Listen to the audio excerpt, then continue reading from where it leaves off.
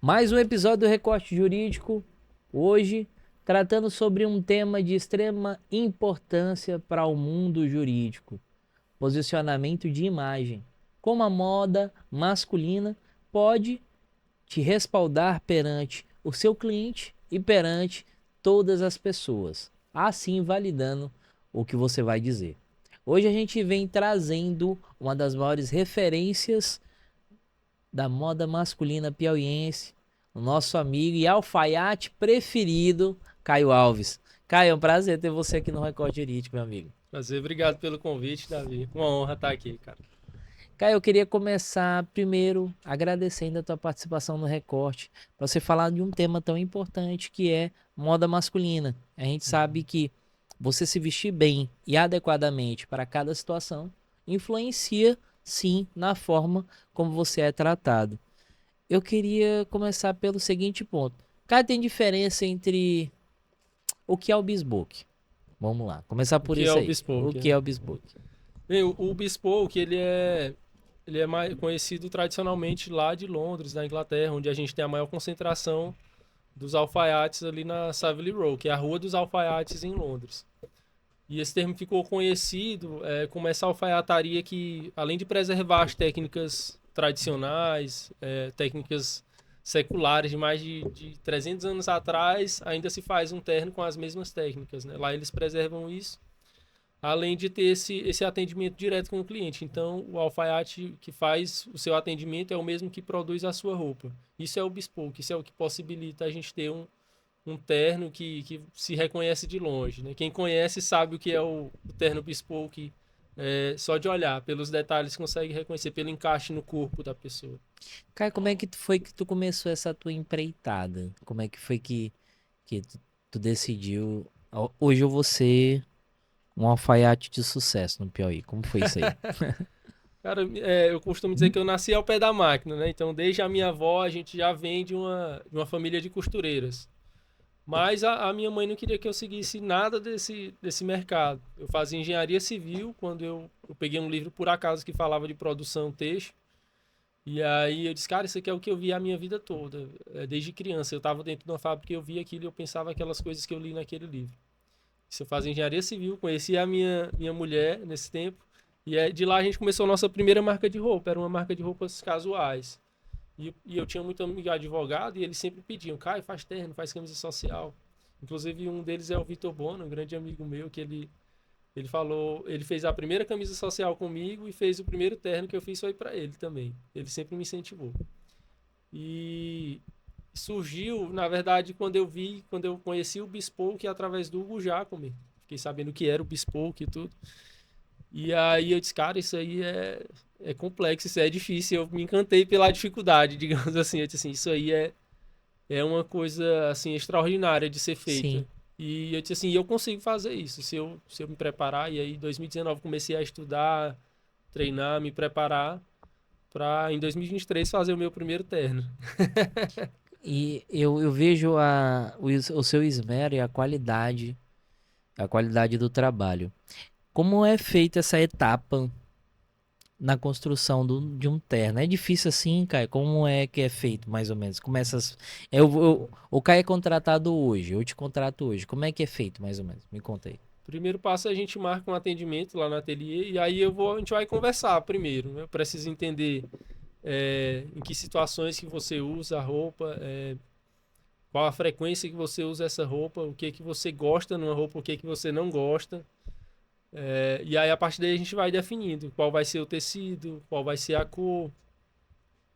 Então o primeiro passo é esse. Depois vem as provas. Inclusive uma das características principais do bespoke é isso, são as provas. Não existe bespoke sem provas. E eu costumo dizer também que o número de provas é indefinido, porque enquanto o cliente disser, Caio, se a gente melhorar um pouco aqui, é, acho que dá para a gente fazer diferente aqui, a gente vai conversando e construindo essa roupa. Então tem clientes que eu faço em 3 provas, tem cliente que leva 6. O bespoke ele é definido nos milímetros. Sim, imagino. Então às vezes é questão de 3 milímetros de uma costura mais para lá ou para cá, é o que vai definir se a pessoa vai vestir a roupa e vai ter aquela sensação, né? Aquele uau que vem, às vezes é um sorriso, alguma coisa, mas Eu olhando para o cliente, eu sei o que ele está sentindo quando ele veste a roupa. Esse é um dos pontos principais, né? O nosso meio jurídico, a gente acaba pecando pelo formalismo, né? A gente precisa estar sempre sendo reconhecido por alguém que tem seriedade. A gente tem esse tom sóbrio, né?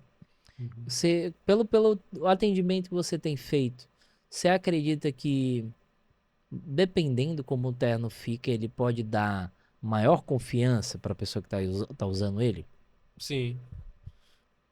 Até, por exemplo, um detalhe construtivo, aqui dentro do paletó a gente tem algumas camadas de tecido que estruturam. Então, se você quer um paletó para uma ocasião formal, você quer passar mais seriedade, mais autoridade, digamos assim, então um paletó mais estruturado ele vai cair melhor para essa situação.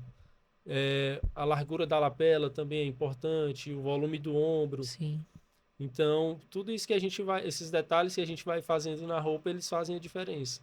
Para se você vai usar esse paletó numa ocasião mais casual, ou se você vai para uma audiência, se você vai para uma reunião importante. Então, a roupa ela se adequa e ela vai ser mais, digamos, específica para cada situação. Caio, me conta uma história que te marcou nesse período, sem contar o nome da pessoa. Uma história que me É marcou. uma história interessante sobre a tua caminhada.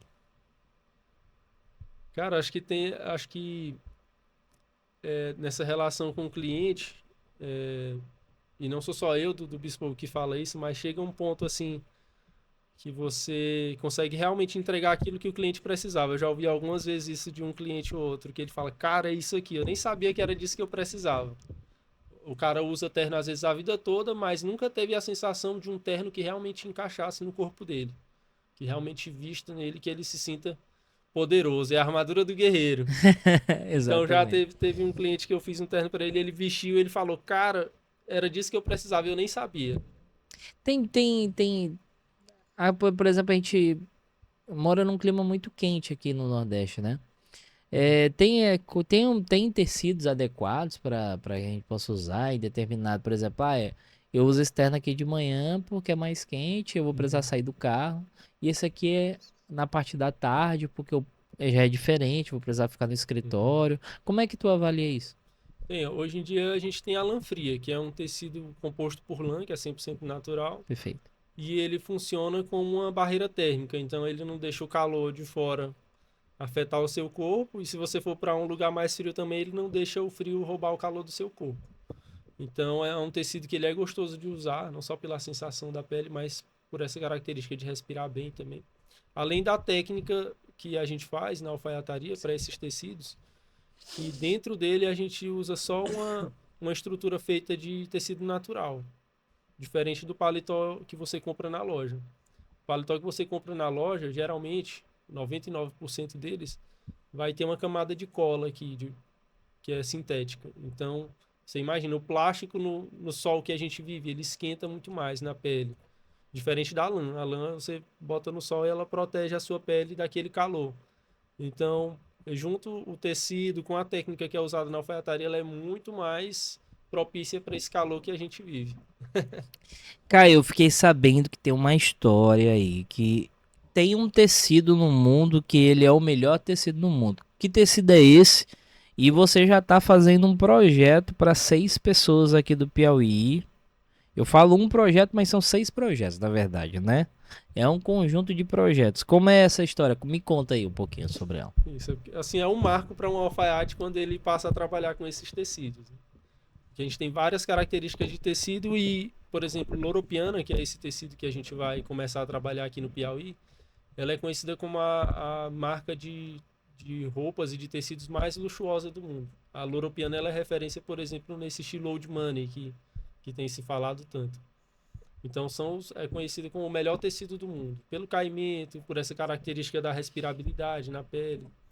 E a gente está começando isso aqui, eu posso dizer que é exclusividade no Piauí, porque só a gente que vai começar a fazer agora. E a gente já tem 6 clientes aí esperando pelo seu Primando terno. pela exclusividade, né? Isso.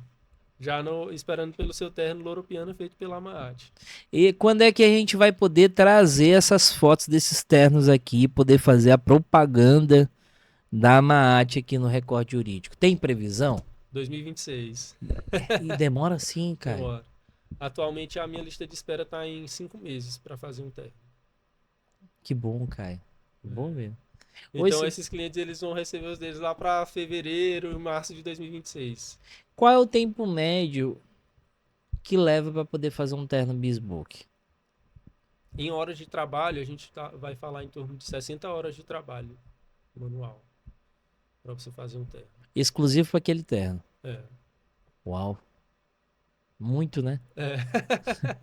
Porque tem muito trabalho manual, tem a questão de você adaptar aquela modelagem para aquele corpo daquele cliente e começar essa modelagem do zero. A gente não trabalha com molde pronto, nem tamanhos prontos, a gente trabalha com o corpo daquele cliente. Camisa dá menos trabalho do que terno?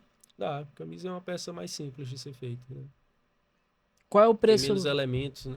Eu não vou falar preço. Na verdade, sim, mas não o preço do teu serviço. Eu queria saber o preço médio do algodão mais utilizado na camisa e, na sua opinião, qual é o de melhor custo-benefício?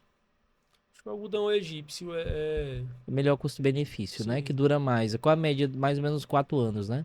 Geralmente.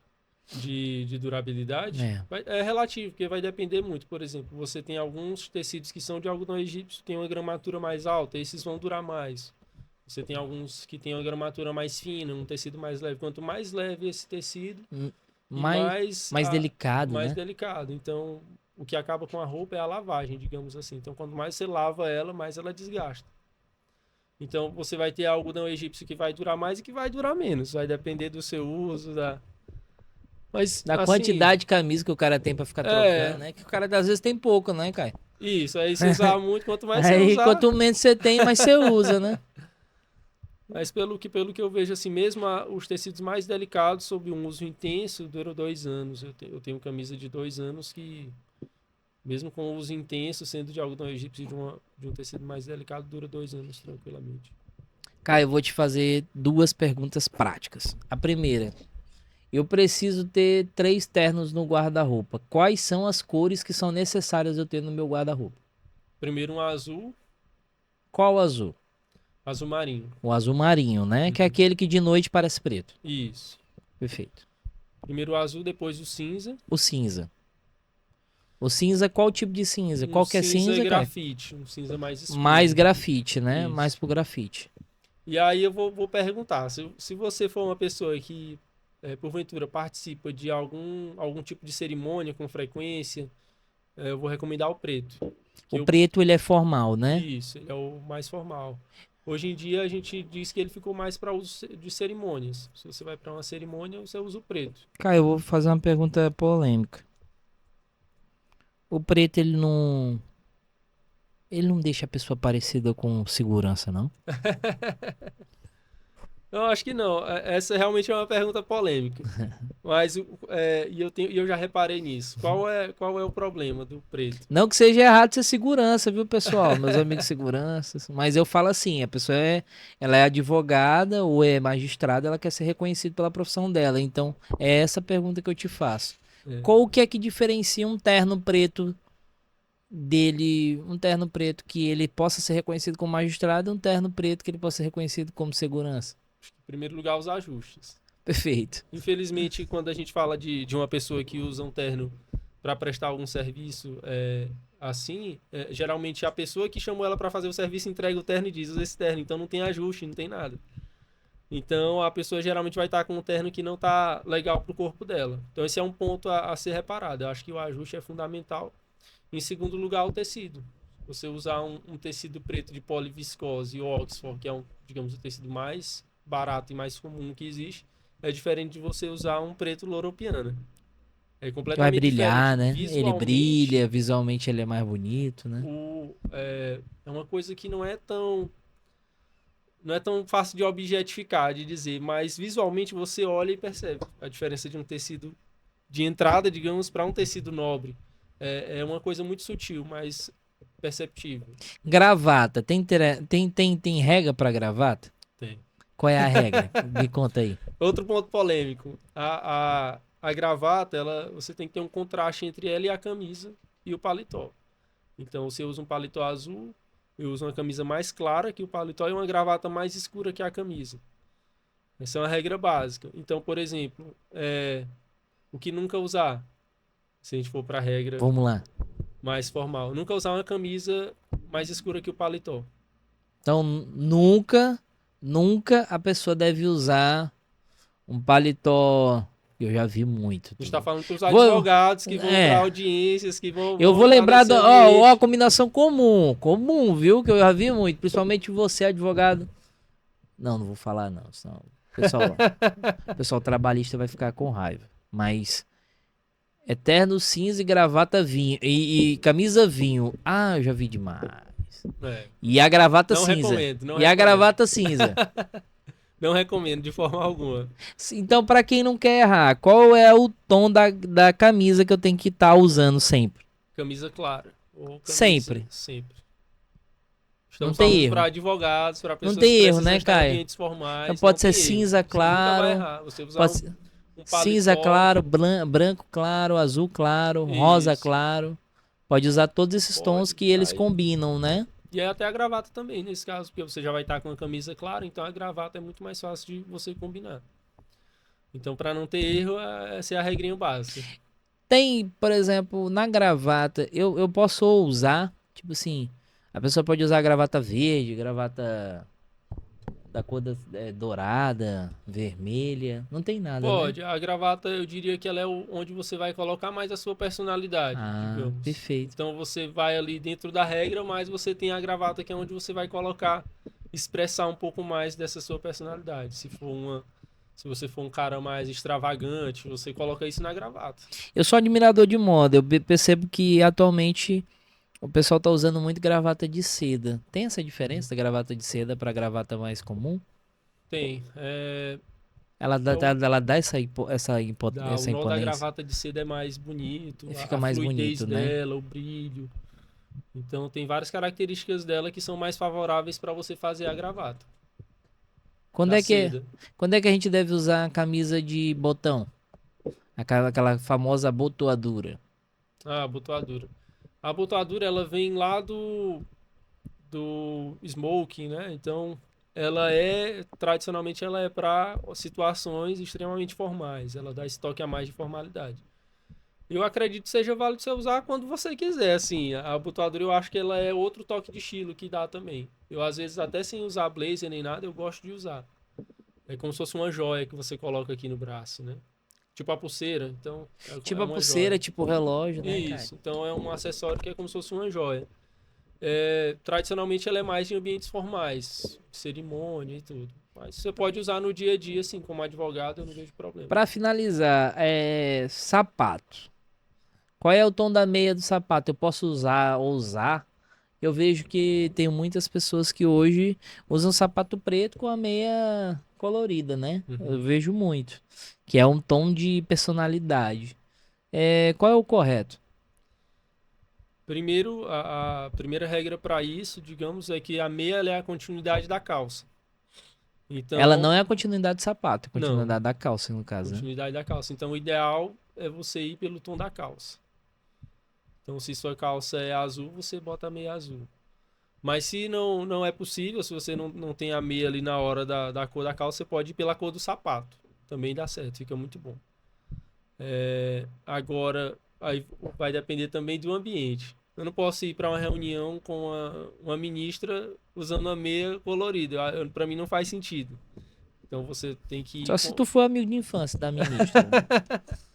se for no restaurante se for e no tudo, restaurante. Mas beleza, então isso se adapta ao ambiente também. E a sua profissão, o cara é publicitário, ele pode usar uma meia colorida, no ambiente dele vai ser legal, é um ambiente mais criativo, mas para o advogado usar meia colorida com desenho, eu não creio que seja interessante, né? Cara, agradecer a tua participação no programa. Eu acredito que a gente conseguiu tirar grande parte das dúvidas do nosso público. Eu acredito você que tá aí do outro lado, depois desse episódio aqui, vai conseguir tirar muitos insights de como se vestir, pelo menos minimamente bem, né, cara? Então, eu queria que você deixasse uma indicação de um livro, uma frase, como inspiração para o nosso público. Pode ficar à vontade. Tá. Tem um livro que eu acho que ele casa muito com o que a gente falou do Alan Flusser, que é Dressing the Man, que ele vai falar desse histórico da moda clássica masculina, ele fala sobre as proporções da roupa de alfaiataria. Ele é uma grande referência, o Alan, então acho que é um livro que vale a pena. E uma frase, uma citação, né, que você pediu. Sim. Tem uma do Hugo Jacome, que é um cara assim que como eu citei, ele é uma grande referência para mim, uma referência mundial quando se fala em estilo clássico masculino. Também ele fala que o estilo é uma jornada. Então, você tem que é uma jornada de autoconhecimento também. Então, à medida que você vai conhecendo, se vestindo, você Se bota a descobrindo, roupa, né? se descobrindo, bota Descobrindo a roupa, se mesmo. olha no espelho. Nessa hora a mulher também é muito importante, pede opinião para a esposa, Ajuda se muito, tá né? legal. Então, o estilo é uma jornada. E na vida dos clientes eu faço parte dessa jornada como alfaiate, né? Porque a gente vai descobrindo o que se adapta melhor para ele. E é uma jornada para a vida toda. Aí você Sim. pega aí os alfaiates de antigamente e as grandes personalidades, todas elas tinham o seu alfaiate de confiança. Então, quando dá certo para o cliente e a gente consegue atender a necessidade dele, é uma jornada para a vida toda ali. Para quem ficou até aqui, a gente vai dar o spoiler. Quiser acompanhar o teu conteúdo, vai para poder ver mais coisas sobre o que a gente conversou aqui hoje. Qual é o arroba que eu sigo, hein, Caio? Maate.alfaiataria no Instagram. E lá a gente está sempre postando dia a dia, postando nossos clientes usando as roupas, então falando sobre esses temas do bespoke, sobre as proporções, sobre as combinações. Então segue a gente lá, maate.alfaiataria no Instagram. Ó, no encontro do ano que vem do Recorte Jurídico com a sua comunidade, eu prometo levar o Caio para poder tirar a dúvida de todas as pessoas que estiverem presentes com relação ao básico da moda masculina e o que colocar, o que poder vestir naquele ambiente onde você vai estar se posicionando e quer ser ouvido. Você precisa se vestir para poder ser ouvido, né? Para chamar a atenção, correto, né, Caio? E a roupa, ela comunica, né? Ela distingue você antes de você abrir a boca, digamos. Então, vendo a roupa, você sabe, é um advogado, é um médico, é um juiz. Então, curte, comenta, compartilha esse episódio e até o próximo episódio. Tchau, tchau, pessoal. Obrigado, Caio, por estar aqui.